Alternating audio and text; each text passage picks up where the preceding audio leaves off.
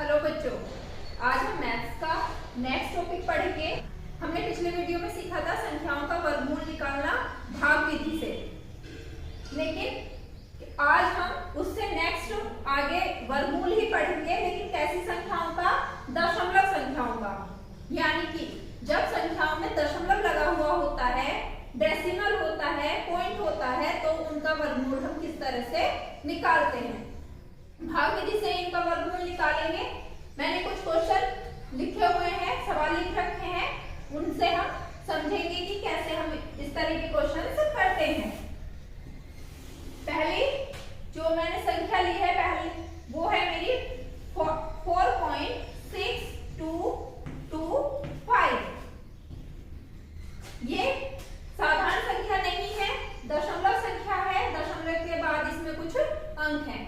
अब हमने जो साधारण संख्या होती है, हम उसमें जो भाग विधि से वर्गमूल निकालते हैं, तो हम क्या करते हैं कि हम राइट हैंड साइड से जोड़े बनाना शुरू करते हैं। दो दो अंकों के जोड़े बनाते हैं, किधर से? राइट हैंड साइड से। किस तरफ को? लेफ्ट की तरफ को। लेकिन जो हमारा दशमलव संख्याओं में जोड़े इसमें भी बनाए जाते हैं, लेकिन इसमें क्या प्रोसेस होता है कि हम संख्या को दो भागों में बटा हुआ देखते हैं कि दशमलव से पहले अंक अलग और दशमलव से बाद के अंक अलग। और इसमें क्या करते हैं, हम दशमलव से आगे जितने अंक हैं उनके जोड़े बनाते हैं। हम कौन सी तरफ से? बाईं तरफ से लेफ्ट हैंड की तरफ से राइट हैंड की तरफ को। एक जोड़ा कंप्लीट हो गया और ये दूसरा जोड़ा। अब जो दशमलव से पहले अंक रह गए, अब उनके जोड़े बनाएंगे। और ये क्योंकि सिंगल अंक है, ये ऐसे रह जाएगा। ये इसे जोड़े के रूप में दिखाना है तो हम इससे पहले 0 लगा सकते हैं। तो ये हमारा जोड़ा बन गया, क्योंकि हमें पता है दशमलव से पहले ये जब हम इस तरह से किसी संख्या से पहले 0 लगा लेते हैं तो उसके मान पर कोई प्रभाव नहीं पड़ता। और दशमलव के बाद जब 0 लगाते हैं तब भी उसके मान पर फर्क नहीं पड़ता। लेकिन जब किसी नॉर्मल संख्या में भी 0 पहले 0 लगाने से उसके मान पर कोई फर्क नहीं पड़ता। अब हमें वर्गमूल निकालना है। वर्गमूल सबसे पहले हमें क्या देखना है कि हम 0-4 कौन से जोड़े में काम करेंगे? हम 0-4 वाले जोड़े में काम करेंगे, या 4 में हम वर्गमूल निकालेंगे। हमने पिछले वीडियो में भी पढ़ा था कि अब हम ऐसा अंक ढूंढेंगे, ऐसी संख्या ढूंढेंगे कि जिसका वर्ग 4 के आसपास हो, यानी कि या तो 4 से कम हो या 4 के बराबर हो। तो इसमें हमें पता है 2 दूनी 4, और ये 2 कितनी जगह लिखते हैं? हम 3 जगह लिखी जाती है ये वाला अंक। और 2 दूनी या सीधे है 2 दूनी 4 या 0-4, कोई फर्क नहीं पड़ता। अब ये जो है दोनों आपस में जुड़ जाते हैं, 2 और 2 4 हो गया। और ये घटता है, जिस तरह से भाग में घटाया जाता है उसी तरह से यहाँ घट के क्या हो गया हमारा? 0-0, कुछ नहीं बचा। अब इससे क्या करते हैं हम आगे कि 4 के आगे कोई भी अंक लगाएंगे जो 3 जगह लिखा जाएगा और उस अंक से उस संख्या में गुणा किया जाएगा। लेकिन 4 के आगे अगर हम सपोज करो यहाँ 1 लगाएंगे तो यहाँ कितना बन जाएगा? 41। और उसके लिए हमें आगे जिसमें हमें भाग देना है उसमें वो संख्या हमें चाहिए। तो जिस तरह से भाग में जब दशमलव आ जाता है तो हम दशमलव को पहले भागफल में लिखते हैं और उसके बाद हम अगला अंक उतारते हैं। इसमें दशमलव पहले हम भागफल में लगाएंगे और अगला जोड़ा उतारेंगे। अब ये जोड़ा कितना हो गया हमारा? 62। अब चेक करेंगे हम कि हमें यहाँ क्या लिखना है। जब हम यहाँ 1 लिखेंगे तो 41 हो जाएगा, 41 ही कम 41। अगर हम यहाँ 2 लिखेंगे तो 42 हो जाएगा, और 42 दूनी 84, जो कि ज्यादा हो जाएगा किससे? 62 से। तो हम यहाँ क्या लिखेंगे? 1, यहाँ भी 1 और यहाँ भी 1। और जब इसका हम गुणा करेंगे 1 का 41 में तो वो कितना आएगा? 41 आएगा, और ये इसमें जुड़ जाएगा। और 62 में से यहाँ 41 क्या हो जाएगा? घट जाएगा। 41 और 1 जुड़ के 42 हो गया। 2 में से 1 गया 1 और 6 में से 4 गए 2, यहाँ बच गया 21।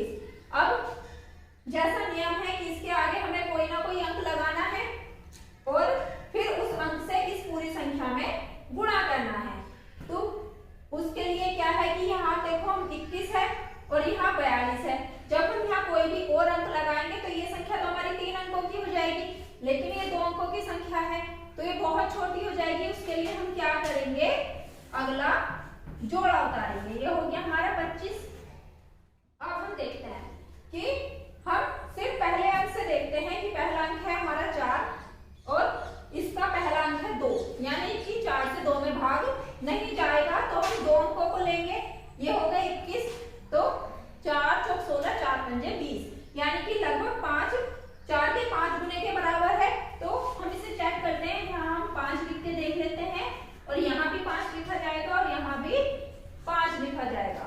तो 5 पंजे 25 हासिल 2, 5 दूनी 10 और 2 12 और 5 चौक 20 और 1 21। पूरा ये हमारा कट गया। इसमें इसे माइनस करने पे कुछ भी शेष नहीं बचा। इस तरह से 4.62225 का वर्गमूल हमारा निकल के कितना आया, 2.15।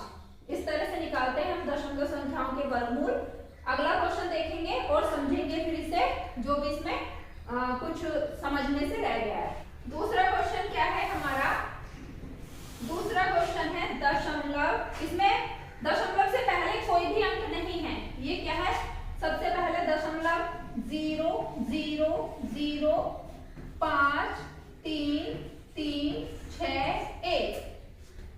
कितने अंक हैं इसमें, 2 तो 4 तो 6 2 8।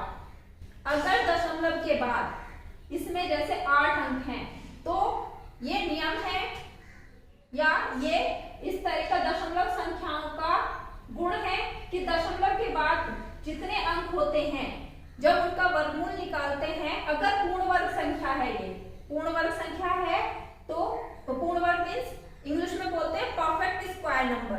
अगर परफेक्ट स्क्वायर नंबर है तो इसका जो वर्गमूल आएगा वो कितना आएगा, इसके जस्ट आधे डिजिट्स हो जाएंगे। ये 8 डिजिट है तो वर्गमूल में कितने डिजिट होंगे, स्क्वायर रूट में डिजिट होंगे 4, यानी कि आधे डिजिट हो जाते हैं अगर परफेक्ट स्क्वायर है तो। अगर परफेक्ट स्क्वायर नहीं है तब नहीं। अब हमारे पास ये दशमलव है, सबसे पहले तो हमें वही काम करना है, जोड़े बनाने हैं लेफ्ट से राइट की तरफ। एक जोड़ा 2 3 4 हमारे परफेक्ट जोड़े बन गए हैं। लेकिन सबसे शुरू में ये क्या है, दशमलव है और हमें पता है कि दशमलव से आगे भाग करने के लिए या कुछ भी करने के लिए पहले हमें भागफल में दशमलव लगाना पड़ता है। उसी तरह से यहाँ भी पहले दशमलव लगाना पड़ता है। अब हमारे पास दशमलव लगाने के पास हम 0 0 पहले जोड़े में काम करने के लिए फ्री हैं। तो हमें पता है 0 तो कैसे मिलता है हमें, 0 का मल्टीप्लाई 0, यानी कि 0 किसी से भी मल्टीप्लाई करता है तो 0 आता है। या ये यहाँ 0 हो गया, हमने ये 0 0, ये सिर्फ ये अननेसेसरी स्टेप है, सिर्फ समझाने के पर्पज से, यानी कि अब हम यहाँ दूसरा जोड़ा उतारने के लिए फ्री हो गए। ये दूसरा जोड़ा उतार लिया हमने और 0 का जो होता है वो तो 0 ही होता है, उसे लिखो या ना लिखो कोई फर्क नहीं पड़ता। अब दूसरा जोड़ा है हमारे पास 0 5। अब 0 5, अब ऐसी संख्या देखनी है, ऐसा अंक देखना है कि जिसका स्क्वायर 5 के लगभग बराबर हो। तो 2 दूनी 4, 3 तिया 9, 3 को तो हम लेंगे नहीं, हम यहाँ क्या लेंगे 2 2 2 2 दूनी 4, इसे माइनस करेंगे 1 बच जाएगा और ये आपस में क्या हो जाएगा, ऐड हो जाएगा। ये हो गया 2 और 2 4 और यहाँ बच गया 1। अब हमें इसके आगे कोई ना कोई अंक लिखना है, लेकिन ये एक ही अंक है, उसके लिए अब हम क्या करेंगे, अगला जोड़ा उतारेंगे। अगला जोड़ा हमारा 33 है, ये हो गया 133। अब 4 के आगे हमें कोई ऐसा अंक लगाना है कि जिससे उस पूरी संख्या में गुणा करने पर लगभग 133 के बराबर गुणनफल प्राप्त हो। तो 41, अगर हम यहाँ 1 लगा के चेक करें तो 41 से कम 41 133 से बहुत छोटा है। हम क्या करते हैं, 4 को देखते हैं और ये पहले एक डिजिट, एक तो छोटा है, फिर 13 में 4 से लगभग कितनी बार भाग जा सकता है, 4 तिया 12, लगभग 3 बार। तो हम यहाँ 3 लिख देंगे। ये हो गया हमारा 3 तिया 9 और 3 चौक 12, 129 आ गया। ये हमने ऐड कर दिया, ये हो गया 46 और 133 में से 129 हम माइनस कर देंगे। 13 में से 9 गए हमारे, बच गए 4, 2 में से 2 गया 0, यानी कि और बाकी कुछ नहीं बचा, सिर्फ 4 बचा। अब यहाँ है हमारे पास 46। अब इसका क्या करेंगे, अगला जोड़ा उतार दिया जाएगा। ये हमारे पास 46 है, हमने देखा कि यहाँ भी 46 हो गया, ये सिर्फ आगे 1 लगाने की जरूरत है। हम 1 लगा के इसमें क्या कर देंगे, इसका गुणा, यानी कि 461 का 1 में जब गुणा करेंगे तो क्या मिलेगा, 461, और 461 में से 461 माइनस करने पर कुछ नहीं बचेगा, 0 बचेगा। और ये स्टेप यहाँ ने छोड़ दिया था, ये जब हमने यहाँ 3 से गुणा करा था तो ये 3 यहाँ भी लिखा जाना था, और अब नेक्स्ट हमने 1, तो ये 1 हमारा यहाँ भी लिखा जाना था।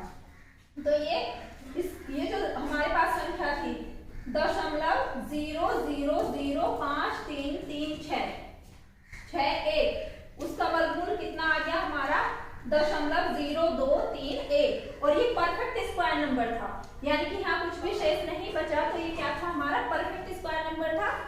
इसमें अंकों की संख्या कितनी थी हमारी, 8 थी।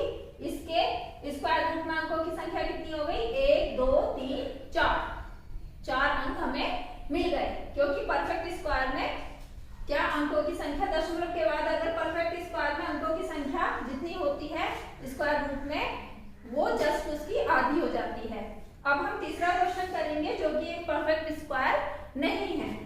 इसका हम वर्गमूल निकालेंगे दशमलव के लगभग 2 अंकों 3 अंकों बाद तक। तीसरा क्वेश्चन है हमारा 0.9 का, हमें स्क्वायर रूट निकालना है, किसका, 0.9 का। और हमने क्वेश्चन को आगे बढ़ा लिया कि दशमलव के बाद 3 अंकों तक, दशमलव के बाद 3 अंकों तक हम इसका जो स्क्वायर रूट है वो निकालेंगे। अब दशमलव के बाद 3 अंक हमें चाहिए, तो इसमें हमें कम से कम कितने अंक होने चाहिए, 6, 2 2 4 तो 6। हमने अपनी मर्जी से इसमें 0 बढ़ा लिए, क्योंकि हमें पता है दशमलव के बाद कितने भी 0 बढ़ाओ संख्या के मान पर कोई फर्क नहीं पड़ता। अब क्या करेंगे, हम इसके पेयर बना लेंगे, सीधे सीधे 3 पेयर आ गए, क्योंकि दशमलव के 3 अंकों तक मुझे वर्गमूल निकालना है, इसलिए मैंने इसके 6 अंक बना लिए। अब सबसे पहले दशमलव रख दिया ऊपर, और हमारे पास पहला जोड़ा आ गया 90। हम यहाँ सिर्फ 9 के लिए काम नहीं करेंगे, हम पहले जोड़े के लिए काम करेंगे। पहला जोड़ा है हमारा 90। अब हमें ऐसी संख्या ढूंढनी है, ऐसा अंक ढूंढना है जिसका स्क्वायर क्या आएगा, वो लगभग 90 के या तो बराबर हो या 90 से कम हो। तो ये क्या है, 8 × 64 9 9 81, यानी कि वो अंक हमारा क्या है, 9।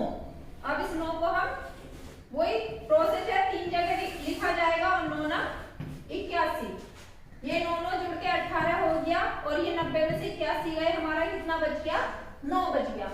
अब वही प्रोसेस कि अगला जोड़ा उतार लेंगे, और अब 18 के आगे कोई ऐसा अंक हम रख के देखेंगे जिससे इसमें गुणा करने पर इस संख्या में जो भी अंक हम आगे लगाएंगे उसी अंक से इस फिर पूरी संख्या में गुणा करते हैं, और वो गुणनफल लगभग किसके बराबर आना चाहिए, 900 के बराबर आना चाहिए। अगर हम देखते हैं कि अगर हम यहाँ 1 लिखें तो 181 कम 181 900 से बहुत कम है, और हम क्या देखते हैं, फिर 18 को चेक करते हैं, 90 में 18 से भाग देते हैं कि लगभग कितने बार भाग चला जाएगा। 18 कम 18, 18 दूनी 36, 18 दिया 54, 18 चौक 72, और 18 पंजे हमारा हो गया 90। पूरा 5 बार में भाग जा रहा है, लेकिन ये कितना है, 90 में पूरा 5 बार भाग जा रहा है, लेकिन इसके आगे भी तो हमें 5 लगाना पड़ेगा। फिर अगर हम 5 से गुणा करेंगे तो वो संख्या जो गुणनफल आएगा वो हमारा 900 से ज्यादा हो जाएगा, हमें उसे नहीं लेना। हम यहाँ क्या लिखेंगे, 4, 18 चौक 72, यानी कि 184 का जब 4 में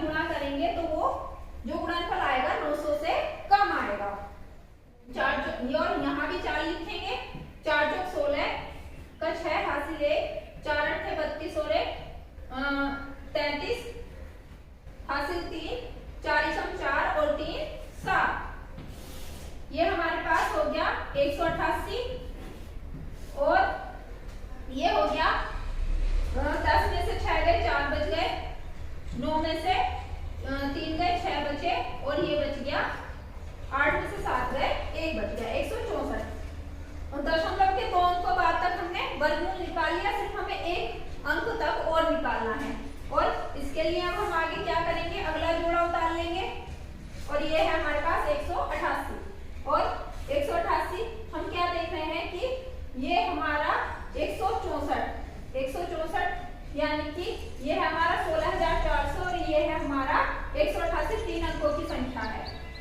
अब इसमें हमें एक अंक और लगाना है कोई भी, तो ये संख्या हमारी 4 अंकों की हो जाएगी और ये संख्या है हमारी 5 अंक की।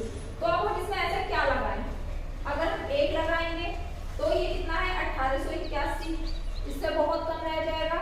2 लगाएंगे तो कितना हो जाएगा, ये संख्या बन जाएगी, ये हमारी 1882 हो गई और 1800 का गुना 3600 के लगभग बराबर, जो भी बहुत कम है। अब हम इसका अगर देखते हैं 5 तो 18 पंजे 90 लगभग 9000 के बराबर बैठेगा।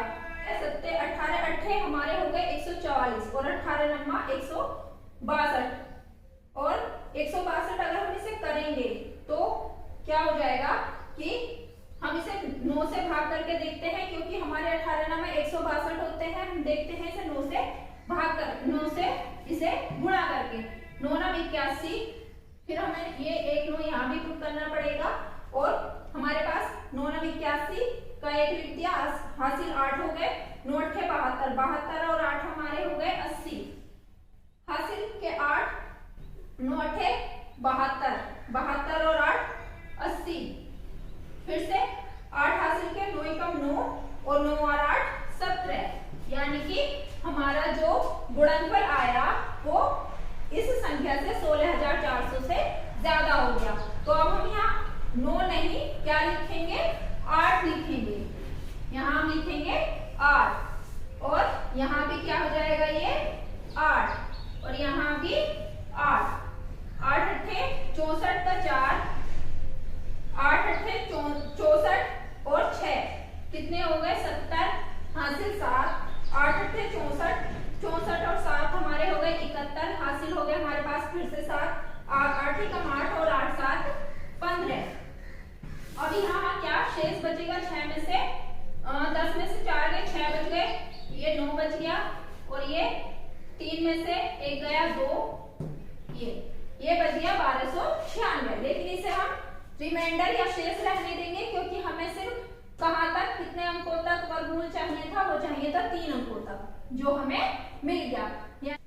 इस तरह से 0.9 का जो वर्गमूल आया निकल के दशमलव के 3 अंकों तक, वो कितना आया 0.948। इस तरह